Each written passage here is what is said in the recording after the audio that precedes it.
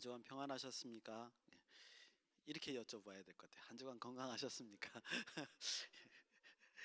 예, 제가 기도하고 시작하겠습니다.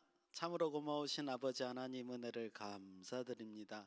한 주간도 우리를 지켜주시고 안보하여 주셨다가 이렇게 하나님 앞에 나와 예배드릴 수 있도록 인도하여 주심을 감사드립니다. 온 마음을 다하여 예배드리며 말씀을 들었을 때 또 그 말씀이 우리에게 새겨지는 귀한 역사가 우리 가운데 있도록 인도하시고 함께하여 주시옵소서. 예수님의 이름으로 기도드리옵나이다. 아멘. 제 목소리가 약간 칼칼한 것 같아요. 예, 오늘은 출애굽기 40장을 가지고 시작을 하겠습니다. 지난주에 이제 35장까지 하셨는데요. 36장에서 39장의 내용은 이제 앞에서 모세에게 명령한 지시 내용을 차례차례로 이제 성막을 만드는 과정입니다. 그래서 우리가 앞에서 쭉 보셨다시피 성막의 구조 자체가 우리에게 주는 메시지는 그렇게 많지 않습니다. 그래서 저희가 어떻게 묵상했냐 하면 성막을 그 구성 요소들이 만드는 과정과 함께 그 구성 요소들의 기능을 중심으로 묵상을 했는데 36장에서 39장에 나와 있는 그 성막을 이제 직접 제조하는 방식은 그와 다른 바가 없거든요. 그대로 하나님의 명령대로 진행이 되기 때문에 다시 똑같이 묵상하기는 좀 이제 좋지 않을 것 같아서 제가 이 부분을 빼고 이제 36장 39장에 나오는 그 성막의 제조 과정의 최고 마지막 결론 부분이죠. 40장으로 이제 출애굽기를 마무리하려고 합니다. 그리고 다음 주에는 이제 드디어 레위기 1장으로 들어가서 계속 진행을 해보려고 합니다. 금방 소개시켜드린 대로 출애굽기 40장은 출애굽기의 마지막 장으로서 출애굽 전체를 마무리하고 있습니다. 그래서 이제 우리가 한 두 가지 정도를 좀 정리를 해야 될 것 같아요. 왜 이스라엘 백성은 애굽을 나왔는가? 그죠? 출애굽을 마무리하면서 이거를 마무리를 못한다면 안 될 것 같습니다. 그래서 이제 어떤 과거의 사건에 대한 정리이죠. 그래서 출애굽이 지향하는 바가 무엇인가? 그거를 이제 출애굽 성경이 지향하는 바가 무엇인가? 이걸 우리가 좀 정리를 해야 될 것 같고요. 그 다음 성경책인 레위기와 민수기의 연결점들을 우리가 조금 더 고려해 봐야 됩니다. 여러분들 아시다시피 레위기와 민수기가 이 출애굽기하고 아주 깊은 관련성이 있습니다. 이게 모세오경 전체의 어떤 뭐랄까 연결점이기도 한데요. 레위기하고 민수기가 출애굽기하고 닮은 점은 먼저 그 기록하는 장소죠, 그죠? 사건의 장소가 같습니다. 어디입니까? 시내산이라는 점이죠. 그래서 민수기 10장에 가서 드디어 시내산을 출발해서 가나안 땅으로 들어갑니다. 그러니까는 민수기 10장 가기 전까지 다 이스라엘 백성들은 어디 있는 거예요? 이 시내산에 있는 겁니다. 그래서 그런 공통점을 가지고 있고요. 그 다음에 이제 결정적으로 레위기의 시작과 민수기의 시작 1장 1절을 딱 보시면 뭐냐면 하나님께서 모세를 회막으로, 그러니까 성막으로 부르시면서 시작한다는 점입니다. 이게 이제 레위기와 민수기가 출애굽기하고 연결되어 있는 거죠. 왜냐하면 출애굽기의 마지막은 뭐냐면 성막을 만드는 걸로 완성하는 걸로 끝나기 때문에 그렇게 서로 이제 연결적이 있습니다. 그래서 금방도 말씀드렸듯이 레위기하고 민수기가 출애굽기와 어떤 연관성이 있느냐, 어떤 연결점이 있느냐라고 했을 때 여기에 대한 먼저 답을 드리면 뭐냐면 이 모두가 상징하는 바가 같다는 거죠. 뭐가 같으냐? 이스라엘의 미래는 성막을 중심으로 살아야 한다라는 지향점입니다. 그래서 이 출발 자체가 아까도 말씀드렸듯이 레위기와 민수기가 하나님께서 모세를 성막으로 부르시면서 시작되고 있는 것을 볼 수 있죠. 그래서 출애굽기 40장은요.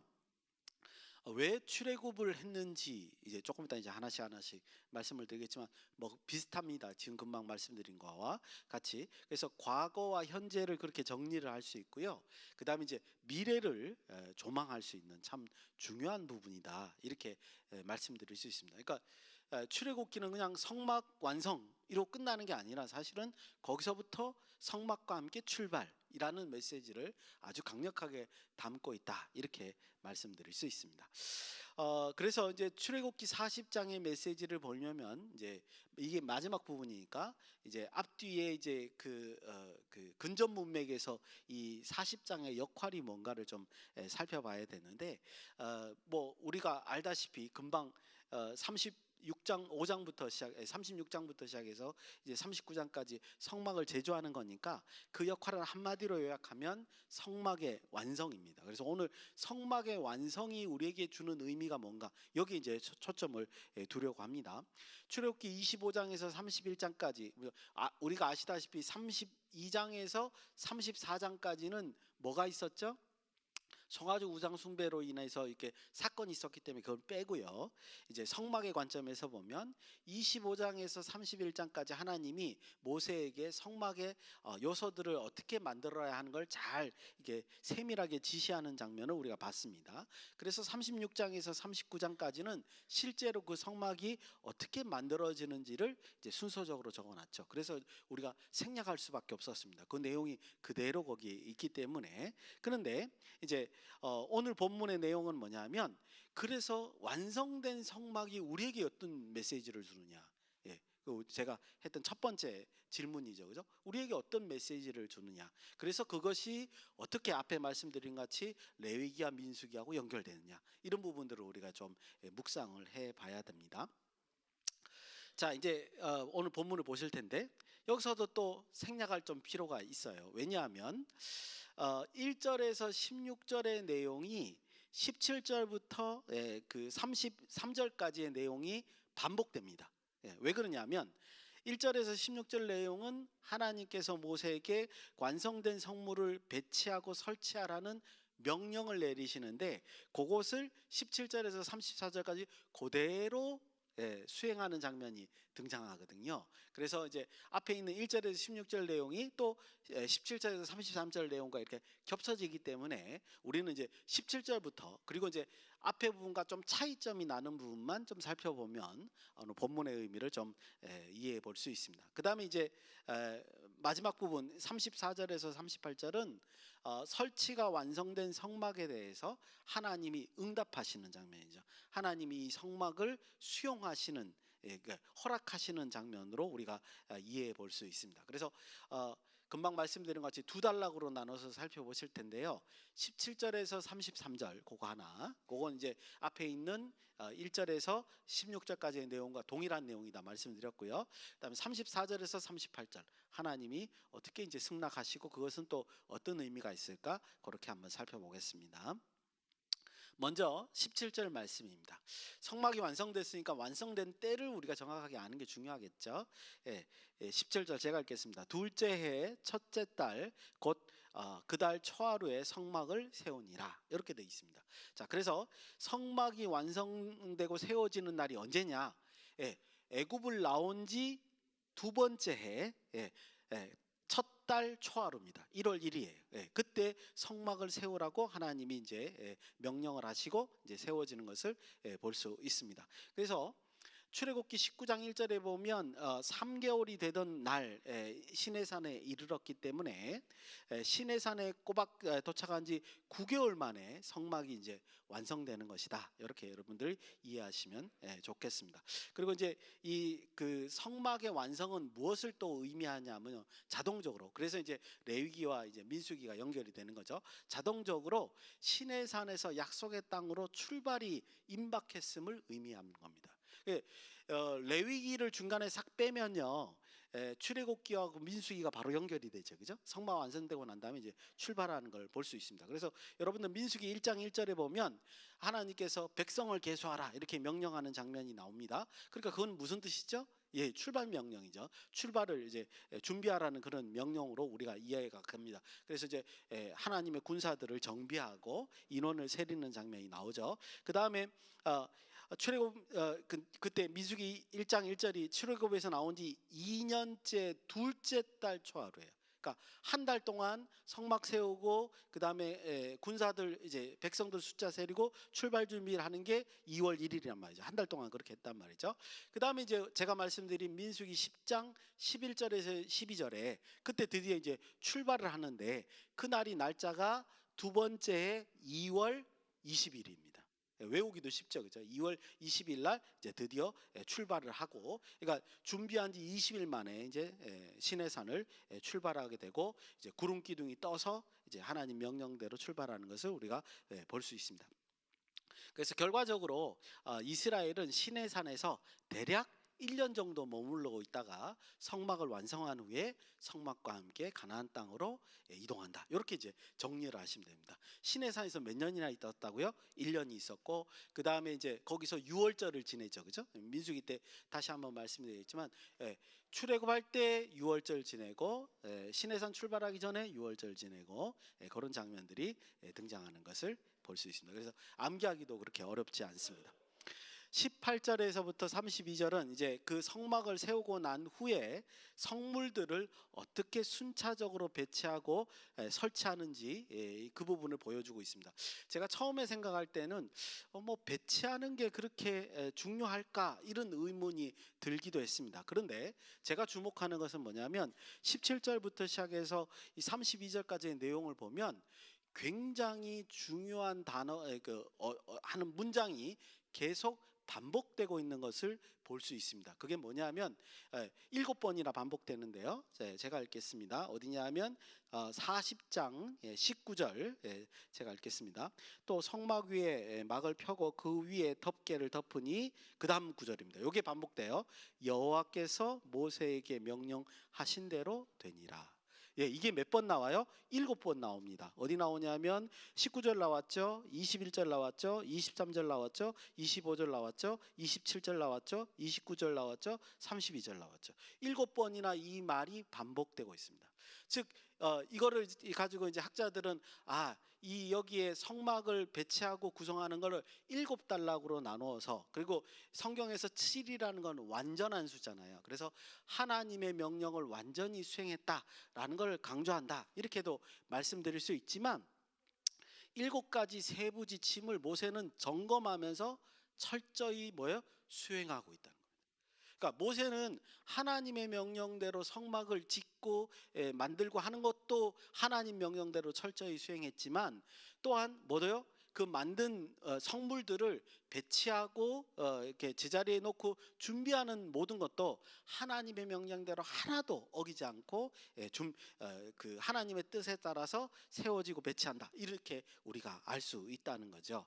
그게 이제 이 본문이 가지고 있는 굉장히 중요한 강조점이다라는 거죠.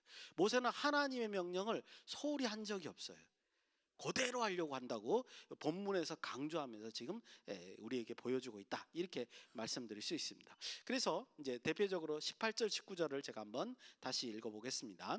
18절입니다. 첫 번째 거, 우리 다 읽어볼 필요 없으니까 똑같은 내용을 계속 이제 반복하는 거기 때문에, 모세가 성막을 세우되 그 받침들을 놓고 그 널판들을 세우고 그 띠를 띄우고 그 기둥을 세우고, 아마 이제 성막 바깥들 그 텐트를 치는 장면인 것 같아요. 또 성막 위에 막을 펴고 그 위에 덮개를 덮으니, 요거는 이제 그 성막, 그죠? 성막 위에 덮개 4개 덮는 장면인 것 같고요. 여호와께서 모세에게 명령하신 대로 되니라, 이렇게 이제 그 얘기를 하고 있습니다. 그래서 세부 지침을 7단락으로 나눠서 아주 철저하게 이제 수행하고 있는 것을 볼 수 있습니다. 그게 이제 일반적으로 말하는 거고요. 그런데 앞에서도 말씀드렸듯이 요 설치 장면 중에 독특하게 빠져 있는 부분들이 있어요. 특별히 제가 2가지를 발견했는데, 그게 뭐냐 하면 9절에서 11절에 있는 관유로 설치를 하고 난 다음에 끝나는 게 아니고요, 관유, 거룩한 기름으로 이제 바르죠. 그래서 향기 자체도 이제 아무나 이스라엘 백성은 쓸 수 없는 향기라고 말씀을 드렸습니다. 그 기름으로 발라서 그렇게 거룩한 냄새가 날 수 있도록 그렇게 제조해서 이제 바르는 장면이 있는데, 여기에는 그 부분이 이제 생략이 됐습니다. 있습니다. 아마 추측하기로는 아까 읽었던 그 7번의 반복, 여호와께서 모세에게 명령하신 대로 되니라, 요 말이 이제 설치하고 나서 그 명령대로 발랐다라는 말을 대처하고 있는 것이 아닌가, 이렇게 이제 보여집니다. 출애굽기 30장 22절 33절에 보면 어떻게 관유를 만드는지, 그리고 그 관유를 어디에 바르는지 거기 앞에서 30장에서 설명하고 있어요. 그래서 그 명령대로 모세가 발랐을 것이다, 우리가 이제 추측을 하는 거죠. 그리고 또 이런 것도 있어요. 아론을 비롯한 제사장의 경우도 이와 비슷하게 생략된 부분이 있습니다. 12절에서 15절 보면 아주 간략하게 되어 있죠. 그 아시다시피 제사장이 준비되는 것도, 그죠? 옷 입는 순서도 있고, 그 다음에 그 이제 그 정결하는 의식도 있고, 이런 것들이 이제 절차별로 있을 텐데, 아론과 아들들을 어떻게 성별하는지, 어떻게 제사장으로 임명하는지는 여기에 이제 빠져 있다, 이 말이죠. 그래서 이것도 아마 출애굽기 29장에 명령돼 있는 대로 그 규정대로 준수해서 따랐을 것이다, 이렇게 우리가 상상해 볼 수 있습니다. 그러니까 여기서는 목적이 아까도 말씀드렸듯이 뭐예요? 본문이 하나님 명령대로 모세가 만들고 설치하고 그 배치하는 것까지 다 하나님 명령대로 철저히 수행했다, 이거를 강조하고 있다는 것을 우리가 살펴볼 수 있습니다. 그래서 이제 지금 이 장면들이 무엇을 우리에게 의미하느냐면요, 이거를 저는 의미한다고 보여져요. 이제 오늘도 묵상할 것이 그 부분인데, 성막의 구성 요소들이 다 만들어졌어요. 근데 보십시오, 성막의 구성 요소들이 다 만들어졌다고 해서 성막이 기능을 하는 건 아니죠. 그렇죠? 그러니까 여기서 지금 아까 그 두 부분, 특별히 그 생략된 그 두 부분 같은 경우에 보면 하나님의 지시대로 그 성막이 작동을 해야 된단 말이에요. 그래야지 하나님의 명령이 온전히 수행이 되는 거거든요. 제가 무슨 말씀을 드리냐면, 하나님의 명령대로 성막이 만들어졌어요. 그건 그렇다 쳐요. 그런데 만들어졌다고 해서 그것이 기능이 되는 건 아니잖아요. 그러니까 그것도 기능이 되는 것도 하나님의 지시에 따라서 일단 먼저 성별이 돼야 돼요. 그러니까 뭐 거룩한 기름을 바른다든지, 제사장이 온전히 정결 의식을 거쳐서 정결한 상태로 하나님 앞에 서야 되는지, 그렇죠? 제사장 없으면 성막은 아무런 역할을 못하지 않습니까? 그렇듯이 그렇게 하나님의 지시대로 성별되고 준비되어서 하나님의 도구대로 이제 사용되어야 한다. 요것까지 오늘 본문이 우리에게 잘 보여주는 것이 아닌가, 그렇게 생각이 됩니다. 자, 34절, 그게 이제 하나님의 명령대로 되었다는 말이 그것까지 포함된다는 말이죠. 34절 38절, 요거는 이제 아까도 말씀드렸듯이 완성된 성막 위에 하나님의 영광이 충만하게 임하는 장면입니다. 그렇게 이제 40장이 마무리되죠. 여러분들 여기서 이 성막을 이제 그 하나님의 필요대로 쓰여질 것이다라고 이제 승인하는 장면이면서, 동시에 드디어 이제 성막이 기능한다, 요거를 이제 잘 보여주고 있습니다. 그런데 우리가 놓치지 말아야 될 것은, 성막은 단순한 구조물이 아닙니다. 우리 교회도 마찬가지죠. 교회는 단순한 이런 건물이 아닙니다. 그렇게 생각하시면 안 되죠. 이게 무슨 말이냐면, 오늘 본문에도 보면 36절 38절에 그런 내용이 있어요. 이 본문을 이렇게 이해해야 돼요. 36절 38절에 보면 구름이 떠오를 때 떠오르지 않을 때 이스라엘의 출발, 그러니까 구름이 떠오르면 출발하고 떠오르지 않으면 멈추고, 이거를 표시하게 돼 있단 말이죠. 성막 위에 구름이 떠오르면 출발하는 거고, 내려앉으면 여기서 이제 머물러서 진을 치고 있어야 된다, 이거를 이제 표시한답니다. 그리고 이제 낮에는 구름 기둥, 밤에는 불기둥으로 이렇게 이스라엘들이 그거를 알아볼 수 있도록 이제 하나님께서 하시는 걸 볼 수 있습니다. 그래서 이 성막의 기능이라고 하는 건 단순한 건축물이 아니라 뭐예요? 하나님의 역사가 드러나는 살아계신 하나님의 신호등 역할을 감당하는 게 뭐다? 성막이란 말이죠. 마찬가지입니다. 우리 현대에 있는 교회도 이걸 건물로 생각을 하고 있으면 아무것도 안 되는 거예요. 건물이 갖춰졌다고 해서 이 건물이 기능을 하는 건 아니란 말이죠. 기능은 누가 하는 거예요? 성도들이 하는 거예요. 그렇죠? 성도들이 할 때 여기하고 똑같이 뭐예요? 살아계신 하나님의 신호등이 깜빡깜빡 하는 것 같이, 우리 성도들의 모든 역할들이 하나님의 신호등이 되어서 세상에 그런 거를 비춰줄 수 있어야 된다는 거죠. 예, 성막이 지금 성막의 완성이 우리에게 그것을 보여준다는 겁니다. 그래서 완성된 성막이 우리에게 주는 메시지는 뭐냐 하면요, 첫 번째 이스라엘 백성에게는 하나님과의 다시 화목된 것을 상징하죠. 왜냐하면 우리는 아시다시피 이제 32장에서 송아지 우상 숭배로 하나님께서 이스라엘을 진멸할 뻔하셨기 때문에 그렇습니다. 그래서 이스라엘 백성들은 35장부터 여러분들 자발적으로 임해서 이스라엘 백성들이 성물을 준비하고 기쁜 마음으로 하나님께 드리고 그리고 완성을 해서 성막을 이제 완성하게 되는데, 그 장면 그렇게 적극적으로 참여하는 걸 볼 수 있었는데, 그것이 하나님에 의해서 승인되었다. 드디어 이제 이스라엘 백성과 하나님이 다시 화목회가 되었다. 이것을 상징하는 게 뭐죠? 성막 완성에 대한 하나님의 승인이죠. 또 하나는 뭐냐면요, 단지 하나님으로부터 이스라엘 백성이 구원을 받았다, 요걸 증거하는 것뿐만 아니라 뭐도 있습니까? 드디어 이제 하나님의 백성으로서 역할을 하게 되었다.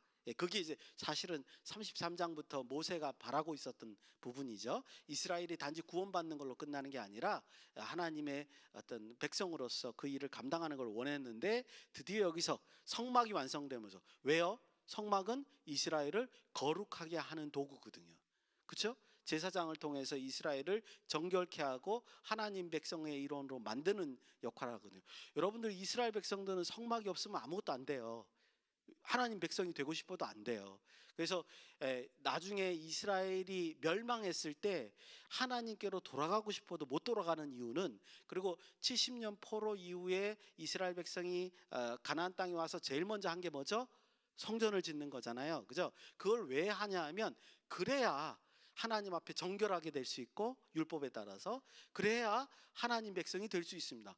할례도 그래야 받을 수 있는 거고, 그죠? 그렇기 때문에 이 성막이라고 하는 것은 단지 구원받는 것뿐만 아니라 드디어 이스라엘이 하나님의 백성으로서 역할을 감당하게 되었다라는 그런 사인도 된다, 이렇게 말씀드릴 수 있습니다. 그리고요, 성막의 완성은 또 이런 의미를 가지고 있습니다.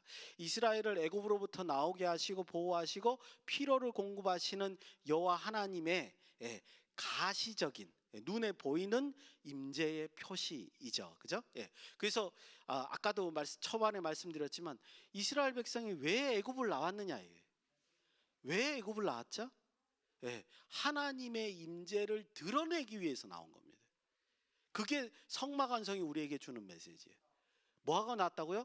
하나님을, 이 세상에 살아계신 하나님을 드러내기에 나왔다는 거죠. 아까도 말씀드렸듯이 성막이 신학적인 의미로 하나님의 신호등이란 말이죠. 깜빡깜빡하게 하는 신호등이란, 제사제도가 그런 기능을 감당해야 된다 그랬습니다. 그걸 누가 하는 거예요? 이스라엘이 하는 거예요. 이스라엘이 시각적으로 보여주지 않으면, 하나님과 함께 하심을 보여주지 않으면 그들은 그 기능을 못하는 거죠.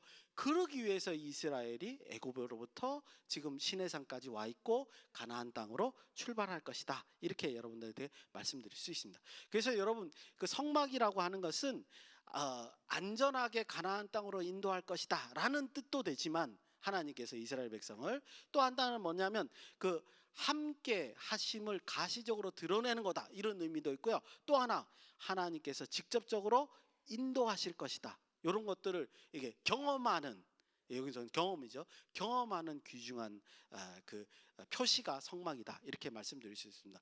그리고 이 모든 것을요, 우리 성도들에게 그대로 적용시킬 수 있어요. 그렇죠? 교회가 온전해지려면 어떻게 해야 돼요? 하나님께서 성도들을 안전하게 인도하시고, 하나님께서 살아계심을 교회가, 성도들이 드러낼 줄 알고 하나님의 인도를 경험할 수 있는 교회가 되어야지 참된 교회가 되는 겁니다. 그대로예요, 그대로. 구약에 있는 그 내용을 우리 지금 현대 성도들에게 그대로 적용해서 말씀드릴 수 있습니다. 자, 그렇다면 오늘 말씀이 이제 어떻게 묵상할 수 있냐? 두 가지로 오늘 말씀을 묵상하고 마치겠습니다. 첫 번째는 뭐냐면, 참 우리 오늘 담임 목사님의 설교하고도 너무 비슷한데요. 성막은요, 삶의 방향성을 나타내는 겁니다. 무슨 말이냐면, 아까도 말씀드렸듯이 성막은 하나님의 임재의 표시를, 함께 하심을 나타내는 건데, 이스라엘 백성들이 그 완성된 성막을 보잖아요. 그리고 저번에 구조할 때 기억나시죠? 그 밖에 텐트, 뜰을 경계하는 그 텐트는 5규빗이었어요. 예. 예. 그래서 이렇게 근데 성막 이렇게 성소와 지성소가 나타내는 거는 10규빗이었어요. 그 밖에서 안을 성소를 훤히 바라볼 수 있게 만들어 놨단 말입니다. 그래서 이스라엘 백성들은 완성된 성막을 보면서 어떻게 하는 거예요? 방향성, 삶의 방향성을 이제 설정할 수 있는 겁니다. 여러분도 아까도 제가 말씀드렸지만 성막, 성전 자체가 우리의 삶을 제어해 주지는 않습니다. 교회에 나온다는 것 자체가 우리의 삶을, 우리 교회에 이제 예배 마치고 가서 일주일 동안의 삶을 제어해 주는 역할을 하지는 않습니다. 그러니까 저절로 교회에 나온다고 해서 우리가 거룩한 사람이 되는 게 아니에요.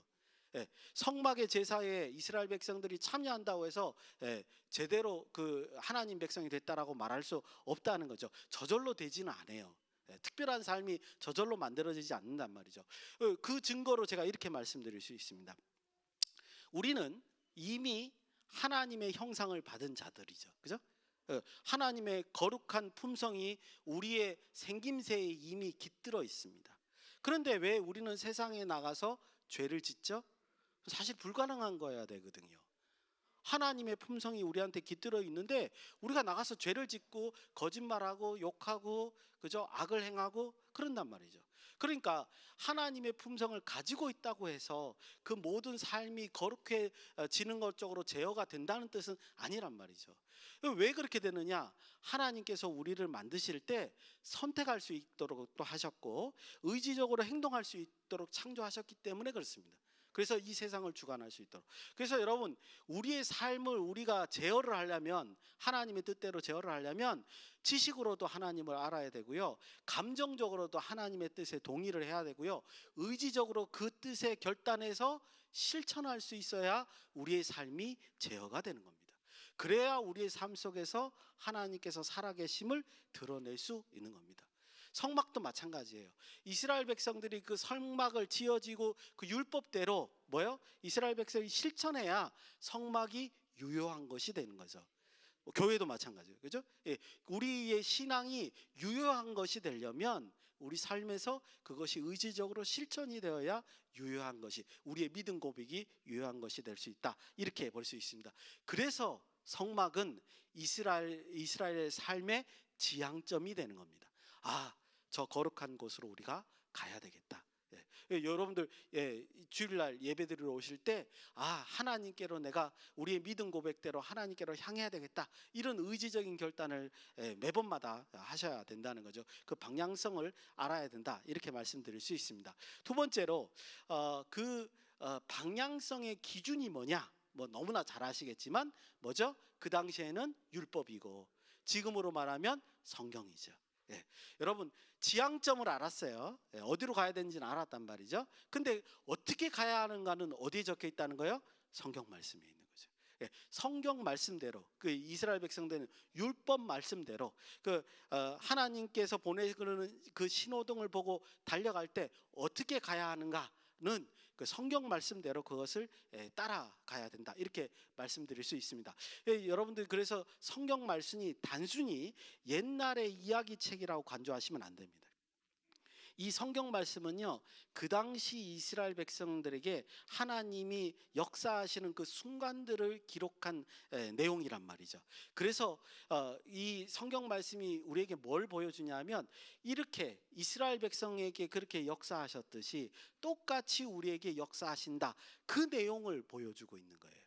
그래서 우리가 성경 말씀을 보고 그 말씀을 참고해서 하나님 그 신호등을 따라서 어떻게 갈 수 있을 것인가, 요거를 우리가 알 수 있다, 이렇게 말씀드릴 수 있습니다. 그래서 성경 말씀대로 우리가 삶을 살 수 있도록 이제 그 성경 말씀을 잘 묵상하고 그 의미를 깨달아서 우리 삶에 의지적으로 실천하시는 저와 여러분이 되시기를 예수님의 이름으로 축원드립니다. 기도하시겠습니다. 고마우신 아버지 하나님, 은혜를 감사드립니다. 한 주간도 하나님의 은혜 가운데 있게 허락하여 주시고, 또한 연말이 되었사오니 아버지 하나님, 한 해를 돌아보며 새로운 한 해를 계획하는 귀하고 복된 주일이 될 수 있도록 인도하시고 함께하여 주시옵소서. 예수님의 이름으로 기도드리옵나이다. 아멘.